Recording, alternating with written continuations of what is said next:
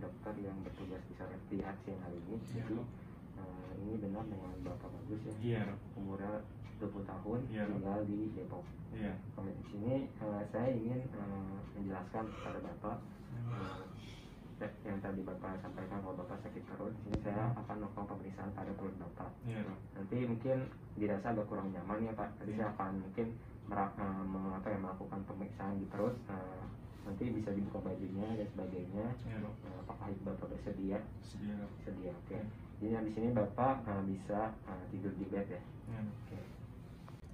Oke, selanjutnya untuk alat-alat dari pemeriksaan abdomen ini salah satunya adalah stetoskop, kemudian mungkin bisa digunakan pen light, dan ini mungkin bisa dilakukan untuk menyinari pada mulut pasien. Kemudian kita jangan lupa untuk cuci tangan terlebih dahulu.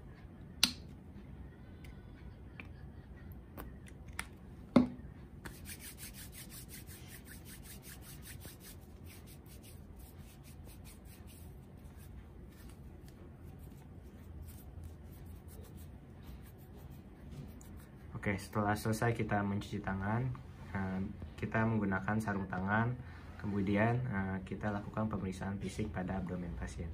Selanjutnya adalah pemeriksaan fisik abdomen. Yang pertama kita mulai dari bagian mulut. Nah, di bagian mulut ini Bapak bisa dibuka mulutnya ya Pak, untuk saya periksa. Oke, yang pertama kita lihat dari bibir pasien, kemudian dari mulut sampai bagian nasofaring. Di bagian bibir kita inspeksi dulu, kita lihat apakah terdapat warna yang berubah, kemudian apakah terdapat luka atau inflamasi di bibir pasien. Kemudian kita lihat pada mukosa oral dari pasien. Bapak bisa dibuka mulutnya Pak. Oke, agak lebih besar lagi. Oke, kita lihat mulutnya apakah terdapat inflamasi atau tidak, apakah terdapat ulkus, apakah terdapat pembengkakan atau tidak. Kemudian setelah itu kita inspeksi juga pada bagian lidah tadi. Untuk di bagian lidah, apakah ada inflamasi atau tidak, ada luka atau tidak, apakah ada indurasi atau penebalan. Terus kita lihat kontur dari lidah tersebut. Kemudian Bapak bisa dibuka lidahnya. Oke. Untuk melihat pada bagian nasofaring dan uvula, biasanya kita pakaikan spatula di lidah pasien.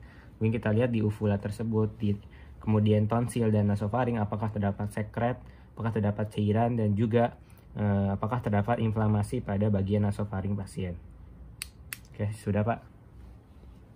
Oke, bisa dipakai lagi maskernya Pak.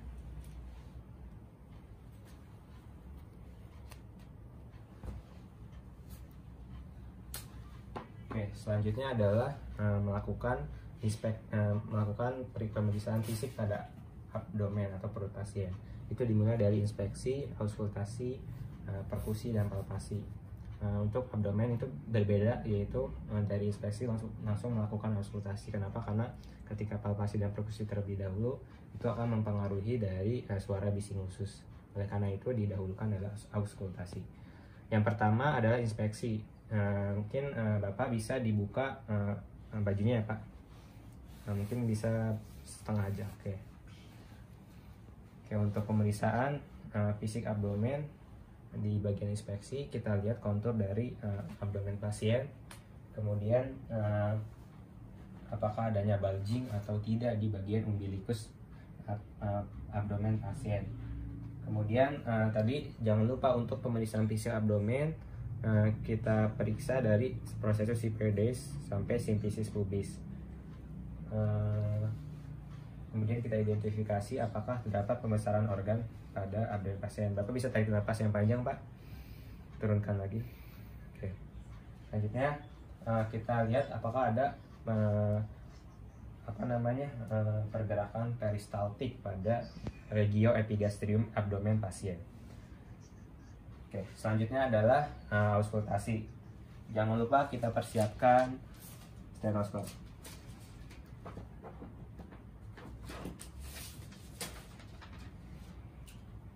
Untuk auskultasi kita letakkan di 9 radio abdomen pasien. Maaf ya Pak. Ya.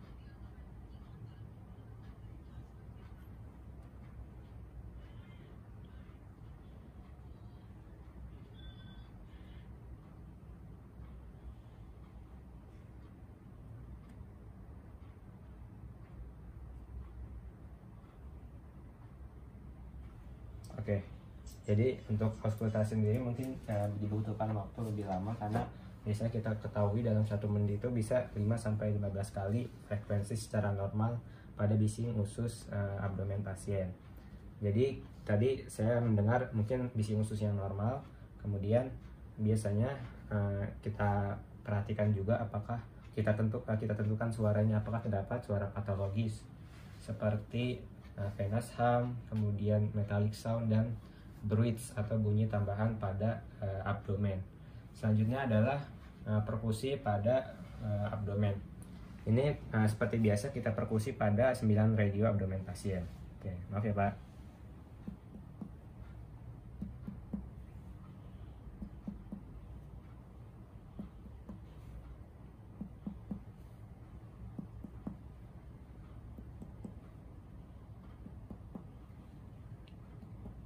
Oke, untuk abdomen pasien biasanya paling banyak adalah suara timpani, kecuali di bagian hipokondria deksa, di bagian sini ini merupakan bagian dari bagian hepar yang suaranya pekak. Nah, kita lakukan perkusi untuk menentukan di hepar itu dari mana. Jadi biasanya ditentukan dari mid clavicula. Di sini adalah lapang dari sonor. Nah, perubahan dari suara sonor ke pekak itu adalah batas dari paru dan hepar, dan kita juga bisa menentukan batas atas dari hepar. Untuk menentukan batas bawah dari hepar, kita lihat dari bagian umbilikus ke bagian hipokondria deksa. Dari suara timpani tadi,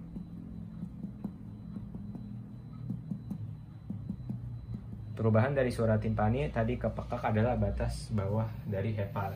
Nah, tadi kita ulang lagi untuk pemeriksaan dari paru ke hepar. Ini merupakan batas atas dari hepar dan paru. Tapi mungkin Bapak bisa tarik nafas, Pak. Oke, jadi untuk menentukan jaraknya adalah 2-3 cm antara paru dan hepar. Kemudian selanjutnya adalah melakukan palpasi pada abdomen pasien. Untuk palpasi sendiri ada 2, ada palpasi superficial dan yang pertama superficial, yang kedua adalah palpasi profunda.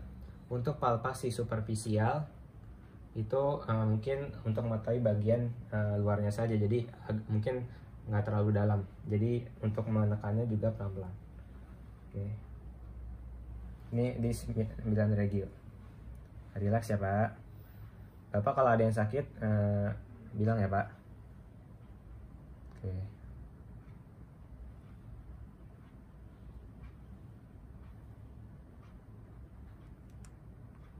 Oke, jadi kita palpasi, kita lihat apakah terdapat massa atau tidak, kemudian kita perhatikan apakah si pasien merasakan nyeri atau tidak.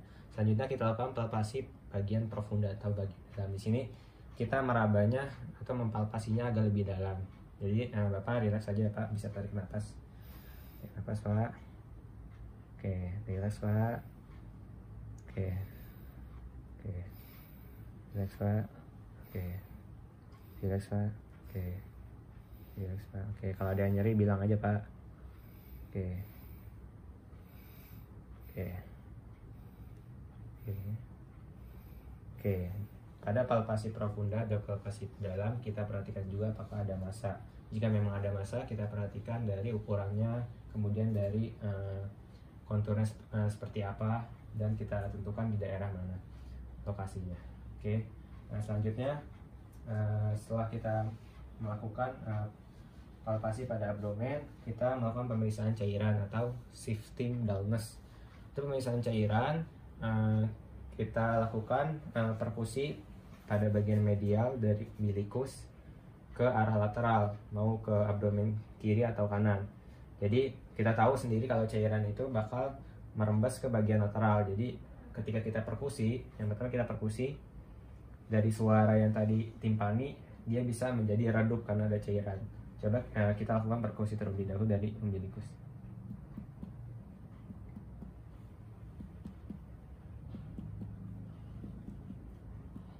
Oke, untuk pasien normal, tapi jika memang ada suara dari timpani ke redup itu kemungkinan ada indikasi adanya asites atau cairan dalam perut.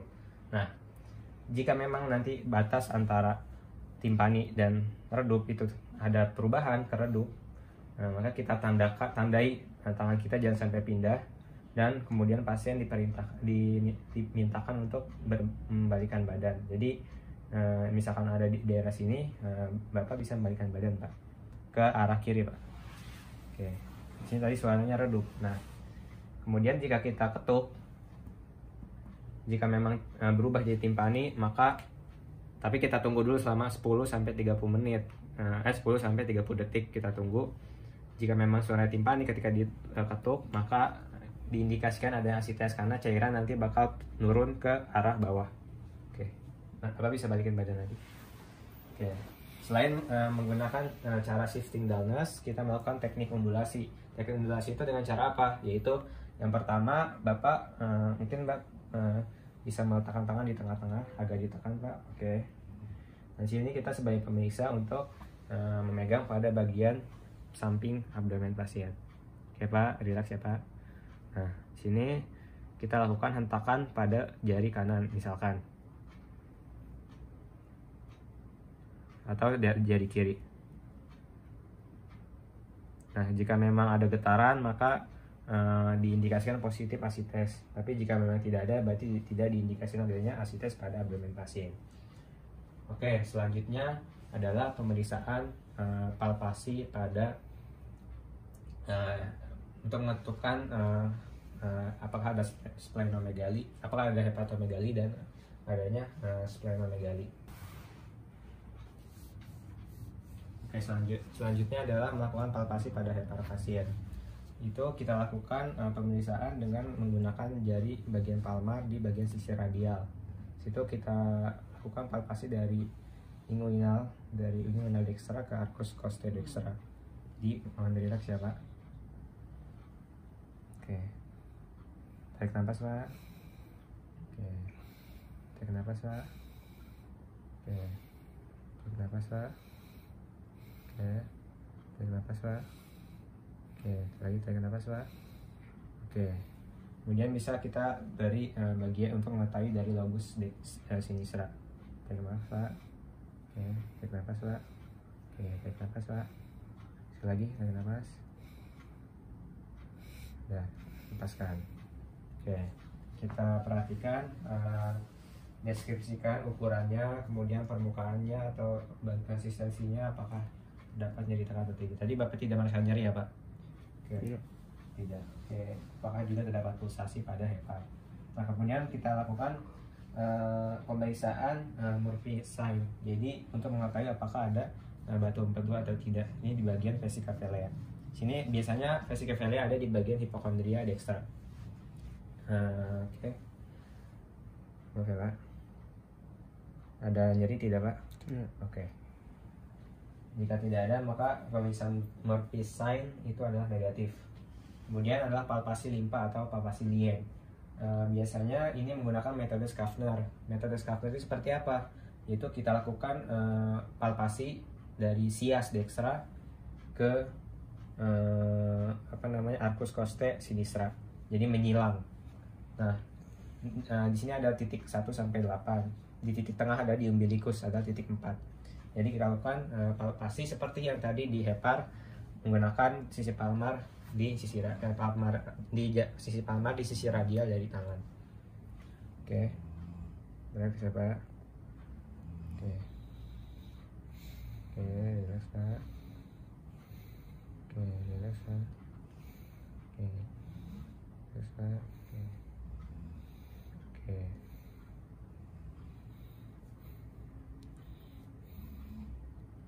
Oke, untuk pemeriksaan Lien, kita deskripsikan apakah terdapat pembesaran atau yang namanya splenomegali atau tidak. Jadi bisa pembesaran sampai titik Schaffner 4 sampai ke 8 sampai sias. Oke. Kemudian adalah palpasi pada titik McBurney. Palpasi ini untuk menentukan apakah terdapat appendicitis atau tidak. Kita ketahui di appendicitis ini itu berada di appendix piriformis. Nah, itu berada di iliaca dextra. Kita lakukan palpasi pada bagian tersebut. Oke, di daerah sini. Maaf ya, Pak. Oke, ada nyeri tidak, Pak? Oke, ketika kita lepas, ketika saya udah melepas, apakah masih ada, apakah nyeri atau tidak? Apakah nyeri atau tidak? Tidak. Lepas. Oke. Kemudian berarti untuk palpasi titik McBurney ini tidak ada nyeri, berarti negatif. Selanjutnya adalah pemeriksaan hernia. Untuk pemeriksaan hernia yang pertama, perintahkan pasien untuk dalam posisi berdiri. Kemudian pemeriksa duduk dengan nyaman. Kemudian kita lihat, kita bebaskan daerah inguinal dan genital pada pasien. Apakah terdapat massa atau benjolan di daerah inguinal dan genital pasien. Kemudian untuk memeriksa pada hernia inguinalis kanan, kita identifikasi pada sakus bagian bawah, sakus skrotalis, menggunakan telunjuk kanan. Kemudian kita dorong ke atas sampai ke chorda spermaticus.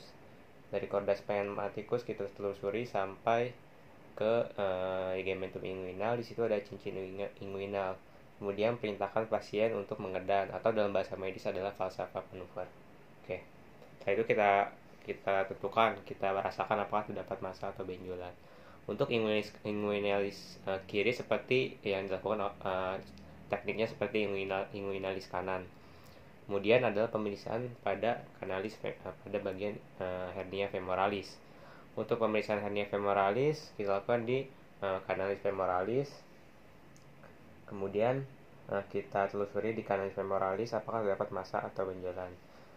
Nah, pada pemeriksaan skrotum di bagian sakus skrotalis, jika pada posisi berdiri ada massa, maka kita cek lagi pada ketika pasien tidur apakah terdapat massa atau tidak di bagian sakus skrotalis. Jika ada, maka kita tentukan massanya, ukurannya, kemudian kita gunakan stetoskop untuk mengetahui apakah terdapat disinisus atau tidak pada massa. Oke, baik Pak. Untuk pemeriksaan fisik pada perut Bapak sudah selesai dilakukan. Dari awal tadi tidak ada perubahan sama sekali. Tidak ada nyeri juga tadi Bapak tidak merasakan nyeri ya? Tidak. Oke, mungkin ada yang Bapak tanyakan lagi? Tidak ada ya? Iya. Oke. Terima kasih Pak atas kerjasamanya. Selamat siang. Assalamualaikum warahmatullahi wabarakatuh. Sama-sama.